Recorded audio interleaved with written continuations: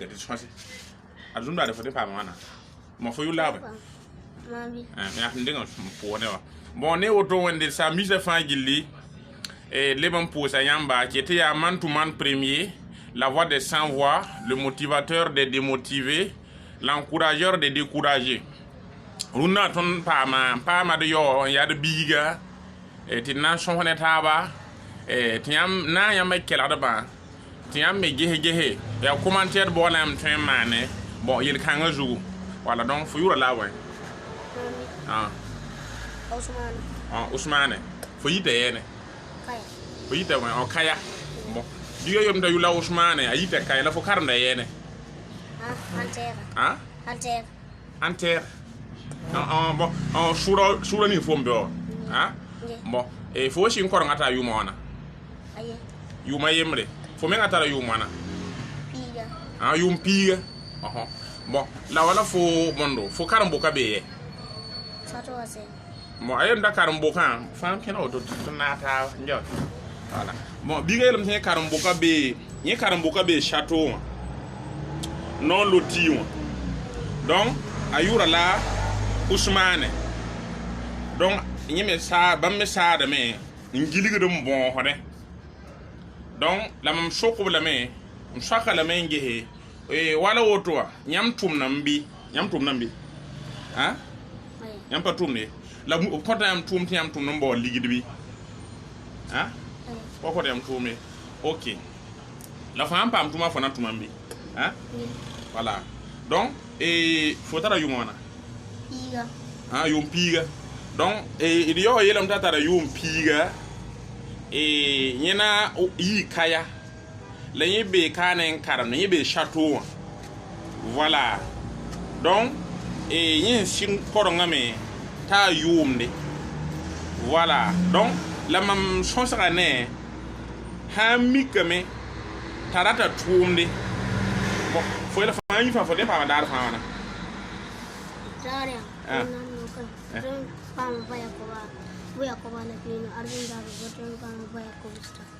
donc dar fa yana tun pa ma kwabara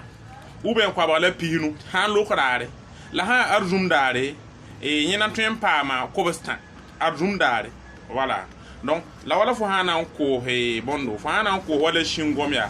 agasia ni lotuchiramya fa ko nyeme ngese ha wala fo il faut shin korna ta yumna wala ba ha fo yim bonse kasama ha yi nyam tem yim bonse fo han yi ha mi tip kana zabi before wakane wat mam nambo bum nambo lo ha ti fo ko ne nyakri yoda la fo bingi ligida ha ti ton tum ne ta wam fo ha pam fo karam bi ta to pa yam ta yi ha bi wa wam yam sake mam nan tu yam nken yam kar sa manen wam nto shone ti tum hambe biton bo tum ti yam zamzi wam ha ti beuro yam na libra da karam yam min ken yan ko man to zo monte ya ni mobile sa ha to yemura alo kaka kar fu kar bitabe alo ga momo ha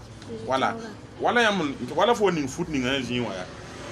wala fo an ko hollo fa an ko hotelo fo nan peka fo fuoti ya yelramde kashida la fo peke fo neodo ti fo hanyi o le fo zanaade biyo ko ngehe bon o le fo zanaade mo be gari me kabi masa voilà donc o le fo zanaade konkonga yoka tum tioe ayo donc la nord wuso katon yopa ne de ko mamme yele bifa wenda baba wenda wubuda wenda zanda voilà donc wakat ninga fo menga hankata tumde ya toti fo ya tum non ko biga donc konko ngapo ya ma la hambe be donc la hammi kamenti wala biyoko wala ya minkenda ne de min diga yam tamti man do aga zakambi ha wala ne mi wata men da wala karam bi senu karam bi se yobe ndik yam tamti man do aga zakambi ha yam hanta ko ta yamba Mwela point yamba. Non c'est voilà donc wakat ninga ninami warata wakaram bisi hanta karam bise nu karam bise yo karam bi usonte mandwa to mi wa talabam menga min kenge han to wonta wakat ninga konta bam mui wakat ninga konta bam no si donc la nan mi kam ti wala yel bamma no wuso e do salat fa ha miwa badal ka so mo so ta shidi ton fa ya burkina bemba ne bu ko do hona ne supim damba kashida ne bu ko do se na ne pe miru wala yam han ta bi kan ata yam da kore ya yam yo bon tine to ne wala tito la dose ya yel yaarsi rega dose to buri yam ya wakat ninga e al ayatul kursi gundame la fo menga han tal yam yide voilà donc il da encourage de yopa ne de kwamma ne gara boy fo zo to ha mam tara biyu man ta fo kashida fo ya wala man biga donc fo zo wala fo ne han ne mi mana do ane fo ko bana habi ha ne mi ko fo ko bana vuri donc la wala yam taroto yam ha libre beda wala yam ha libre beda garib ha libre beda ba la man abora tuma la wala yam ha libre beda yo number tuma ya sa ha kan wala fa anju to moto ya wala libre beda nje mi tuma ya yene fo na libre beda zamta bo champ kida zamta kida zamta sa un champ donc biga menga yelam bal e fo honna libre beda zamta tuma ne fo honna ya biga zamta tuma fo honna ya kidran nan zamsa nyela shoma yida bala sa hakanga fo banga fo pa man banga de fo pore fo watna libre bedna ne de fo mun twen dika yopa tuma twen dik fo kwamba tuma wala fo wozi oto e makar budu bon biga ka kosma men na yana skarman un shone mam lam shokala me il change comme ça mais mi dia ro pour l'adhésion il denga nyesam voilà donc kapisi siwa ne pina na hari ko don kont karam bise kayon la kwama handata yi kwama data zabe ya zan songo kasira bon e wo ya woro akat wo tarolam anandar fudun ko yamba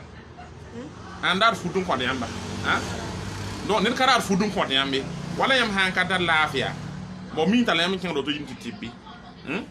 to on tipi OK il y a normal donc e yam ta yam wana karam ne yam ta yam wana ne pisi donc la wala yam pisi wa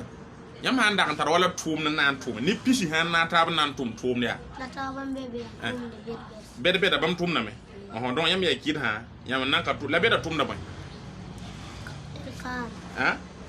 kam ni na ban ya azan ni ki wifi tun ni kam ne ba ma nona ni ki wifi da ma tun kam ya to jangan tun ko so ya kabu buru ya wala vidan akambi ha wala donc beda bam ya vidan ja ka kuda ne ba han vita la bam koda donc yam nan katin tumi nay donc rinna menti it need pang wuso hon to gon yida la karam boda karan sam dam ba ton ma na video kan 2019 2021 2020 poa 2021 poa idna man ran insister lam ton idna wa sam de sa chanson ne ba ton ka kis bon sori kan man tum ya ton ka encourage din nayi ned wo ned ho wan to be komba kan ne lutte kan ju be so bi da je wi drai ton fa bigelan ha bo foto bi ina le mutuga yel kan auto ya bo sa ya ti apre ya nyam ha le bo nyam ha ta wala ina bi nu ya bi wati tshwatu me la foto ho ya tiam na do shwata mo tiam ha bi ton shwati ha ti ton han twen bi ton shon ta ba tiam ha yi ni ha yan fo za da bumbu atenda fu bu mala ko fo ligrim paase kashida la wala ha mi kam ti a bon sa yenye ni nan ko fo lir sala kashida ni nan tuma wodo ne yan kwabara yan pihinu yan pishi yan nu ana na ko fo nu ya piga kashida la fa za lo ko ne ube fa za ma to ne fa na mi kam ti yin han kenga tore yin han yi kashida wala ha barako wona man barako me merci baraka donc il y a l'eau mais et d'après ma table na chanson bilfou et tirkelen kenge non à la mendicité des mineurs pas seulement des mineurs bane kam dama garibun na ka tumi halba beuro da yita voilà garib ham bonhode aha wa ka paame na ngom ti mi de akabo ti wen mi wat beero ba yam gom zala philosophie kim ni se ba yam taran gom na imani shuri voilà garib na ka tumi garabra kamit zamani akamit zaki akamit dina mengi aka wo ne de aka respecte ne de ba yimre donc wala bi kwa ma han taroto bam pi point bam pichi point bam kwabra point hambe eta bam ma point wat na yik lebre beda bangin sati ba wen hana shongba ana shonga han tum do bala yolo shongba ba ba kwim gwama la ba va vom gwama la ba ne faari ke chose ebe padama sin dikin ning tore ar garba ka wo ne de ayo donc ko mona garba ton kada ko ne ton ha le bona shonde me ton ka yedon mi bro da ma ngomne ton ka yedon mi bo sho kara sam da ma ngomne ni no metwe menta a yaga da jiri ni ka karam biye la handa je wa ya karam biga a karma menta halata alal oy hal hataka adisul gashiya arashi nga korongo ton fa ka karame la korong menga hakika tifo menga ha karam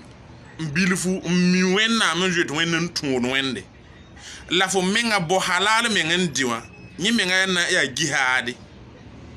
nyi menga ya bum menga han songor société songor zamana songor dini